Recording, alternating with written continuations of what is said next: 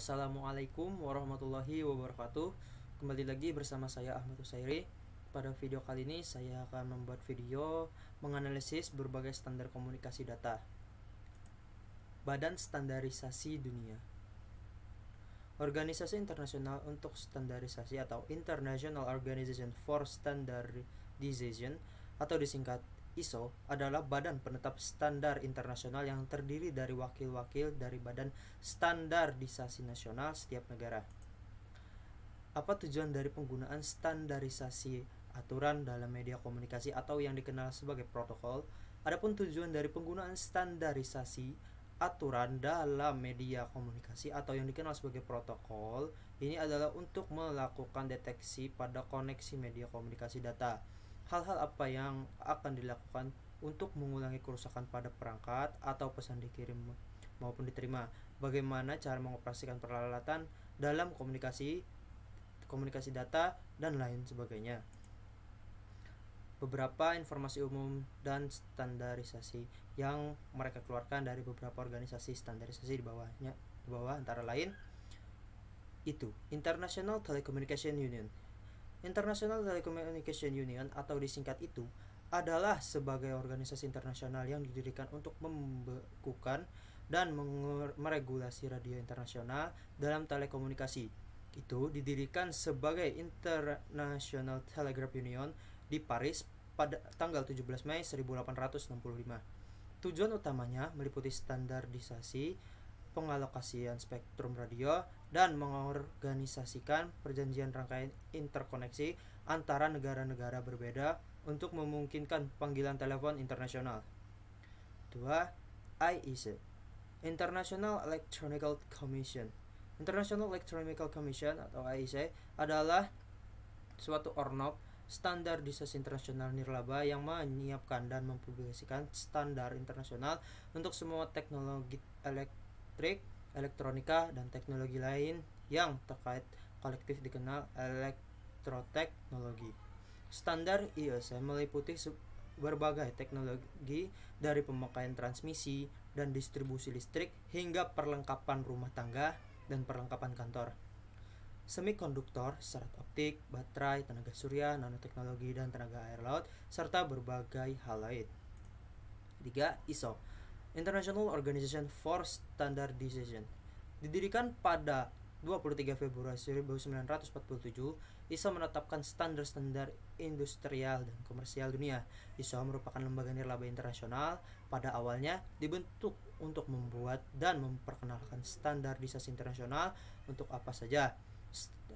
Standar yang sudah kita kenal antara lain standar jenis film fotografi, ukuran kartu telepon, kartu ATM bank, ukuran dan ketebalan kertas, dan lainnya. 4. IAEA atau Institute of Electronical and Electronics in. IAEA adalah sebuah organisasi profesi nirlaba yang terdiri dari banyak ahli di bidang teknik yang mempromosikan pengembangan standar-standar dan bertindak sebagai pihak yang mempercepat teknologi-teknologi baru dalam semua aspek dalam industri dan rekayasa atau engineering yang mencakup telekomunikasi, jaringan, komputer, kelistrikan, antariksa, dan elektronika universe. 5. ANSI, American National Standards Institute. American National Standards Institute atau ANSI adalah sebuah lembaga nirlaba swasta yang mengawasi pengembangan standar konsensus sukarela untuk produk, jasa, proses, sistem, dan personel di Amerika Serikat. Lembaga tersebut mengawasi pembuatan, diberlakukannya, dan penggunaan ribuan norma dan pedoman yang secara langsung berdampak di bisnis hampir di setiap sektor. Lembaga tersebut juga mengkoordinasi standar Amerika Serikat dengan standar internasional sehingga produk-produk Amerika Serikat dapat digunakan di seluruh dunia. 6.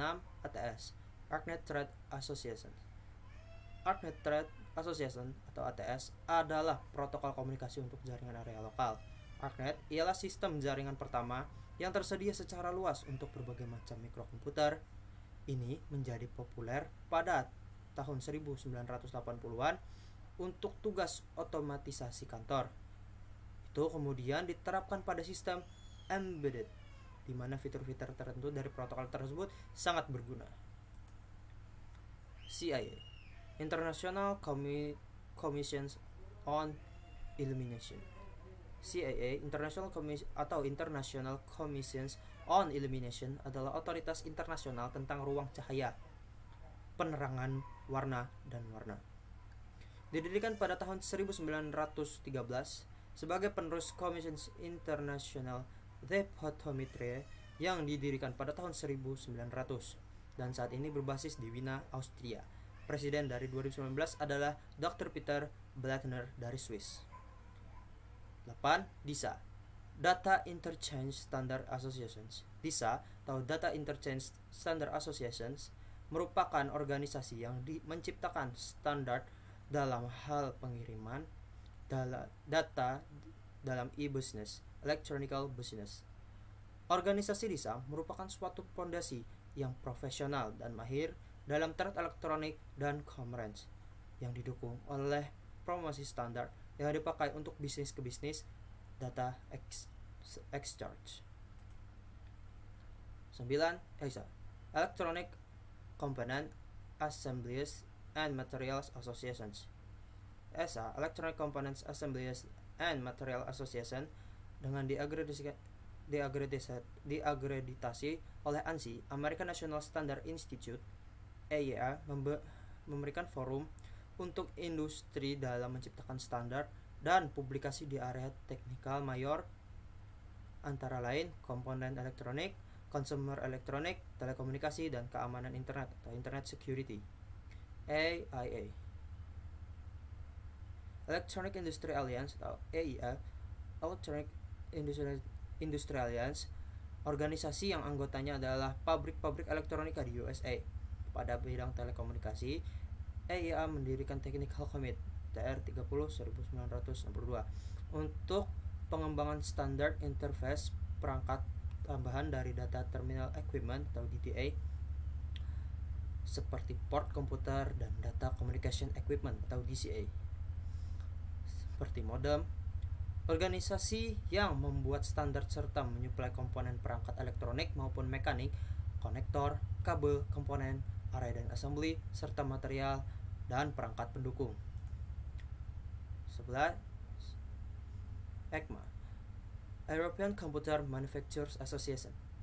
ECMA atau European Computer Manufacturers adalah organisasi Eropa yang mengeluarkan standar dalam sistem teknologi dan informasi. Standar dalam ECMAScript, sebuah standar yang mengelola JavaScript. 12. ETSI, European Telecommunication Standard Institute. ETSI atau European Telecommunication Standard Institute adalah organisasi yang menciptakan standar untuk informasi dan teknologi komunikasi termasuk mobil, radio, broadcast, internet, dan beberapa area lainnya. ETSI diakui oleh Official Standard Organization Eropa, oleh European Commissions atau EC, dengan meningkatkan nilai guna akses dalam pasaran Eropa. 13. FCC, Federal Communication Commissions. FCC atau Federal Communication Commissions adalah organisasi yang bergerak di bidang pertelekomunikasian. Organisasi dalam hal penggunaan sinyal atau frekuensi radio yang digunakan dalam teknologi wireless. FCC bertanggung jawab untuk mengatur segala jenis penggunaan perangkat telekomunikasi, baik yang menggunakan radio, televisi, wireless, satelit, dan kabel. 14. IETF, Internet Engineering Task Force. IETF atau Internet Engineering Task Force adalah organisasi yang berwenang dan bertanggung jawab urusan menetapkan protokol-protokol yang digunakan di internet. IETF mempelajari masalah-masalah teknik yang terjadi dalam jaringan komputer dan internet, dan kemudian mengusulkan solusi dari masalah tersebut kepada IAB atau Internet Architecture Board. 15. INSITS, International Committee for Information Technology Standard. INSITS atau International Committee for Information Technology Standards adalah organisasi INSITS fokus dalam menciptakan standar yang bernaung dalam informasi dan komunikasi teknologi atau ICT, meliputi media penyimpanan, storage, processing, transfer, display, management, organisasi dan penyampaian kembali informasi. IT, Information Technology Industry Council. IT atau Information Technology Industry Council, sebuah organisasi Amerika yang mempunyai komitmen dalam meningkatkan kualitas kehidupan Amerika yang antara lain yaitu membantu melindungi informasi personal, memberi wewenang keluarga dan bisnis untuk menghemat biaya energi, penyediaan kecepatan broadband yang tinggi. 17. TIA, Telecommunication Industry Association. TIA atau Telecommunication Industry Association adalah suatu organisasi terpisah yang diakui oleh ANSI dan bekerja sama dengan Asosiasi Industri Elektronika atau EIA. Organisasi standar TIA menciptakan standar yang meliputi radio privat mobile, biasanya yang digunakan oleh pihak keamanan baik tentara maupun polisi, menara antena satelit, premises kabel atau copper maupun fiber, sistem komunikasi mobile multimedia multicast, healthcare, dan lain-lainnya. 18. CEN atau CENELEC, European Committee for Electronic Standardization or European Committee for it. CEN atau CENELEC merupakan Committee for Electronic Standardization or European Committee for Standardization adalah organisasi standar publik yang memiliki misi untuk mendorong ekonomi Eropa dalam perdagangan global, kesejahteraan warga dan lingkungan melalui infrastruktur yang efisien bagi pihak terkait untuk pengembangan, pemeliharaan, dan distribusi rangkaian standar dan spesifikasi yang koheren.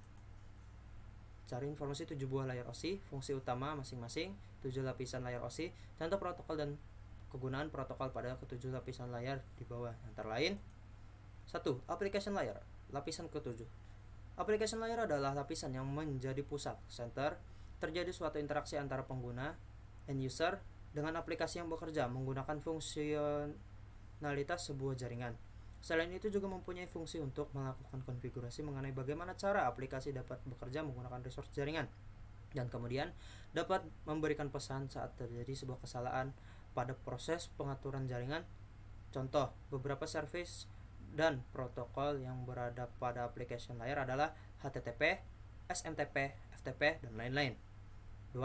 Presentation layers, lapisan ke-6. Lapisan yang ke-6 adalah presentation layer, di mana mempunyai fungsi untuk menetralisasikan format data yang akan ditransmisikan oleh aplikasi melalui jaringan ke dalam format yang dapat ditransmisikan oleh sebuah jaringan. Pada layer ini, data juga akan terenskripsi dan deskripsi melalui sistem. Contoh protokol yang berada pada presentation layer adalah MIME, SSL, TLS, dan lain sebagainya. 3. Sessions layers, lapisan ke-5. Sessions layers merupakan lapisan yang berfungsi untuk mengidentifikasi bagaimana sebuah koneksi dapat dibuat, dikelola, dan dikembangkan. Contoh protokol yang berada di sessions layers adalah NFS, SMB, RTP, dan lain-lain. Transport layers. Transport layers mempunyai fungsi untuk memecah data menjadi paket-paket data serta memberikan nomor urut untuk setiap paketnya, sehingga nantinya dapat disusun kembali saat sampai pada tujuan. Pada layer ini juga dapat menentukan protokol yang akan digunakan untuk mentransmisikan data seperti protokol TCP. 5. Network layer, lapisan ketiga. Tugas dari network layer adalah membuat header untuk paket yang berisi informasi IP, internet protokol, baik IP pengirim atau IP tujuan data. Pada suatu kondisi, network layer juga melakukan proses routing melalui internet working dengan menggunakan bantuan router dan switch pada layer ketiga. 6. Data link layer, lapisan kedua. Pada data link layer, memiliki tugas untuk menentukan setiap bit data dikelompokkan menjadi format yang disebut dengan frame. Pada level ini juga terjadi koreksi kesalahan, flow control, pengalamatan hardware atau perangkat keras, seperti halnya pada MAC address atau Media Access Control Address, serta menentukan bagaimana perangkat jaringan seperti hook, repeater, bridge, dan switch pada layer kedua dapat dioperasikan untuk spesifikasi IEEE 802 dapat membagi tingkat menjadi 2 level, yaitu lapisan Media Access Control atau MAC dan lapisan Logical Link Control atau LLC. Lapisan ke-7, Physical Layer, atau lapisan ke-1. Dan model OSI layer terakhir dan yang paling utama adalah physical layer. Fungsinya adalah untuk mendefinisikan media transmisi jaringan, sinkronisasi bit, metode pensinyalan, serta membangun arsitektur jaringan seperti pengkabelan dan topologi jaringan. Pada tahapan atau level ini juga mendefinisikan mengenai bagaimana sebuah NIC, Network Interface Card, dapat berinteraksi secara langsung dengan media kabel dan perangkat radio. Untuk setiap pengiriman data melalui tiap layer dapat dianalogikan seperti Anda mengirim surat.